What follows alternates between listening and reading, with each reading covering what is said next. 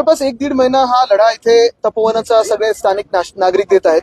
आम्ही देखील कुठचाही राजकीय झेंडा न घेता इथे ह्यांना पूर्णपणे पाठिंबा दिलेला आहे. एक महत्वाची गोष्ट की आपण पाहत असाल याच्यात 2-3 गोष्टी स्पष्ट होणं गरजेचं आहे. एक तर या कुठच्याही आंदोलकाचं किंवा पर्यावरण प्रेमीचं, कारण मी पर्यावरण प्रेमी हा शब्द वापरेन, ते आंदोलन पर्यावरणासाठी करतात. नाशिक प्रेम्यांचं कोणाचाही कुंभमेळ्याला विरोध नाही, तो झालाच पाहिजे, त्याचं स्वागतच होतं. पण आपण पाहत असाल हे तपोवन म्हणजे तपश्चर्याचं वन आहे. तपश्चर्या ही 5 स्टार किंवा माईस मध्ये बसून होत नाही, ही अशा वनातच होते.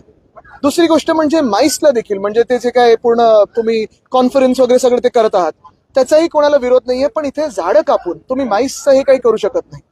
तिसरी गोष्ट म्हणजे झाडं कापण्याला विरोध आहे म्हणजे आहे आणि तो विरोध राहणारच.